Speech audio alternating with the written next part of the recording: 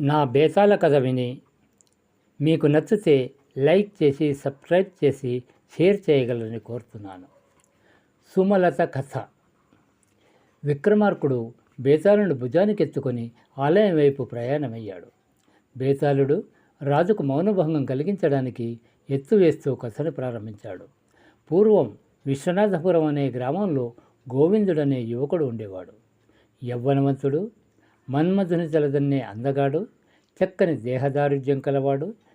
వినయ విధేయతలు, జాలి, దయ, కరుణ వంటి సుగుణాలు కలిగిన గోవిందుణ్ణి తమ ఇంటికి అల్లుడుగా చేసుకోవడానికి ఎంతోమంది కుటుంబీకులు ముందుకు వచ్చారు. తల్లి తండ్రి పోరు పడలేక గోవిందుడు ఎంతోమంది కన్యలను చూడడానికి పెళ్లి చూపులకు వెళ్ళాడు. కానీ అతడు తన భార్యకు ఇలాంటి సుగుణాలు ఉండాలని మనసులో ముందుగా నిర్ణయించుకొని ఉండడం వల్ల అతడికి ఏ ఒక్క కన్య నచ్చలేదు. ఒకనాడు గోవిందుడి తల్లి అతడిని దగ్గరికి పిలిచి, నాయనా, నీ ఈడు వారందరూ పెళ్లి చేసుకొని సంసార బాధ్యతలలో తలమునకలై ఉన్నారు. నీవు మాత్రం పెళ్ళి ఊసే పట్టకుండా తిరుగుతున్నావు. నీ పెళ్లి చూసి కన్నెమోయాలని నా కోరిక అంటూ అతడితో చెప్పింది. గోవిందుడు బాధపడి, అమ్మా, నన్ను క్షమించు, నాకు 3 మాసాల గడువు, తప్పకుండా నీ కోరిక తీరుస్తాను అంటూ మాట ఇచ్చాడు. తల్లికి మాట ఇచ్చిన క్షణం నుండి గోవిందుడి తీరు మారింది. అతడిలో అంతర్మథనం మొదలైంది. తల్లికిచ్చిన మాటను ఎలాగైనా నిలబెట్టుకోవాలి. అప్పటికి గోవిందుడికి తనకు కాబోయే భార్య గురించి ఎన్నో రకాల కలలు, ఊహలు ఉన్నాయి. అన్ని లక్షణాలు గల కన్య దొరకకే ఇంతకాలం అతడు తన వివాహాన్ని వాయిదా వేస్తూ వచ్చాడు. ఇకపై తను కోరుకున్న ఒక్క లక్షణం గల కన్య కనిపించిన వివాహం ఆడాలని నిర్ణయించుకున్నాడు. అలా నిర్ణయించుకున్న గోవిందుడు అక్కడికి దగ్గరలో ఉన్న దేవీ ఆలయానికి పోయి, అమ్మా, అమ్మలగన్న అమ్మవి, బిడ్డ వలన తల్లి పొందే వ్యధ ఎటువంటిదో నీకు వేరుగా చెప్పవలసినది ఏమున్నది? నా తల్లి నా వల్ల మనోవ్యధ చెందుతున్నది. నా వివాహం కనులారా తిలకించి కన్ను మూయాలనుకుంటున్నది. బిడ్డలను కన్నా ఏ కన్నతల్లికైనా అటువంటి ఆశ ఉండడం సహజం కదా. తల్లి, నేను ఇప్పటి వరకు ఎటువంటి కన్య నాకు భార్య కావాలని కోరుకున్నాను, అటువంటి లక్షణములలో ఒక్క లక్షణం గల కన్యను చూపించు, నీకు గొప్ప కానుక సమర్పించుకుంటాను అంటూ ప్రార్థించి ఆలయంలో నుండి బయటకు వస్తుండగా ఒక కుటుంబం ఆ ఆలయానికి వచ్చింది. ఆ కుటుంబంలో ఒక కన్య కూడా ఉన్నది. గోవిందుడు ఎటువంటి లక్షణం ఉన్న కన్యను వివాహమాడాలని అంతకాలం నుండి నిరీక్షిస్తున్నాడు. అటువంటి లక్షణాలు ఆమెలో పుష్కలంగా ఉన్నాయి. గోవిందుడు ఆ కుటుంబీకుడిని పలకరించి, అయ్యా, నా పేరు గోవిందుడు, ఆస్తిపాస్తులున్నాయి, బ్రహ్మచారిని, మీ కుమార్తెను వివాహమాడాలనుకుంటున్నాను అంటూ ఆ కుటుంబీకుడికి చెప్పాడు. గోవిందుడి మాట తీరు అతడికి ఎంతగానో నచ్చాయి. ఆ కన్యకు గోవిందుడి మన్మథ రూపం, తన పట్ల ప్రేమ, ఆసక్తి నచ్చాయి. మాసం తిరిగేసరికి గోవిందుడికి ఆ కన్యతో వివాహం అయిపోయింది. గోవిందుడి భార్య పేరు సుమలత. రతీదేవిని తలపించే సౌందర్యవతి. ఈడు జోడు కుదిరింది, మాట కలిసింది. భార్యాభర్తలిద్దరూ ఒక్కటిగా ఎంతో సంతోషంతో కాపురం చేయసాగారు. 6 మాసాలు గడిచిపోయాయి. సంవత్సరాది పండుగ. నవదంపతులకు అది తొలి పండుగ. పండుగకు సుమలత పుట్టింటి వారు అల్లుడిని, కూతురుని ఆహ్వానించారు. వారిని వెంటబెట్టుకుపోవడానికి సుమలత తమ్ముడొచ్చాడు.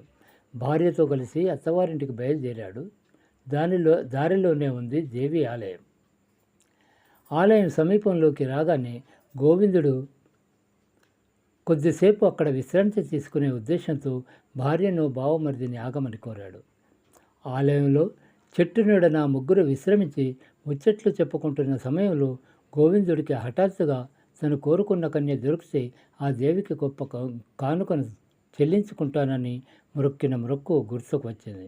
వెంటనే బావమరిది భార్యలను అక్కడే వేచి ఉండమని చెప్పి ఆలయం లోపలికి పోయి, అమ్మా, నన్ను క్షమించు, నేను కోరగానే నా కోరికను తీర్చి కోరుకున్న లక్షణాలను కన్యతో నాకు వివాహం జరిపించావు. నేను నీ మొక్కును చెల్లించలేకపోయాను. ఇప్పుడే నీ మొక్కును చెల్లించుకుంటాను తల్లి అంటూ దేవి ప్రతిమ చేతిలో ఉన్న ఖడ్గాన్ని అందుకొని తన శిరస్సు ఖండించుకొని ఆత్మార్పణం చేసుకొని దేవికి మొక్కు ప్రకారం గొప్ప కానుకను చెల్లించుకున్నాడు. దేవి దర్శనం చేసుకు వస్తానని లోపలికి పోయిన భర్త ఎంతసేపు అయినా తిరిగి రాకపోవడంతో సుమలత కంగారు పడుతూ, తమ్ముడు, మీ బావ ఆలయంలోకి పోయి చాలాసేపు అయింది. ఆయన ఆలయంలోకి పోతూ మనిద్దరిని ఇక్కడే వేచి ఉండమన్నారు. భార్యగా ఆయన మాటను నేను మీరలేను, కనుక నువ్వు ఆలయంలోకి వెళ్ళి చూసిరా అంటూ పంపింది. ఆలయంలోకి పోయినా అతడు లోపల ఉన్న గోవిందుడి మృతదేహాన్ని చూసి, అయ్యో, ఎంతో ఘోరం జరిగిపోయింది. నా తల్లి, తండ్రి, అక్క, బావను ఇంటికి తీసుకురమ్మని కదా నన్ను పంపింది. ఇప్పుడు వారికి ఏమని సమాధానం చెప్పాలి? మా అక్క, నువ్వు మమ్మల్ని తీసుకుపోవడానికి రావడం వల్లనే నా భర్త ప్రాణాలు కోల్పోయాడు అని నిందిస్తే ఏమని సమాధానం చెప్పాలి? తోడబుట్టిన దాని పసుపు కుంకాలు పోవడానికి కారణమైన నా వంటి కిరాతకుడు ఈ లోకంలో ఎక్కడైనా ఉంటాడా అని విచారిస్తూ, ఇంత ఘోరానికి ప్రత్యక్ష సాక్షినైన నేను బ్రతికి ఉండి ఏం ప్రయోజనం అనుకొని అదే ఖడ్గంతో తన శిరస్సును కూడా ఖండించుకుని మరణించాడు.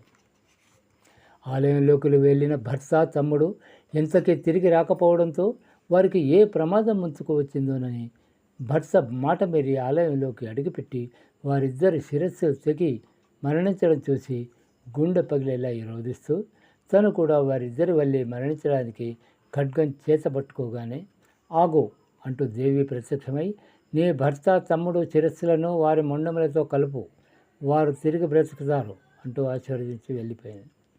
సుమలత ఎంతో సంతోషించింది. ఆ సంతోషంలోనే పొరపాటు చేసింది. తమ్ముని శిరస్సును భర్త మొండానికి, భర్త శిరస్సును తమ్ముడు మొండానికి కలిపింది. వారు తిరిగి జీవించారు.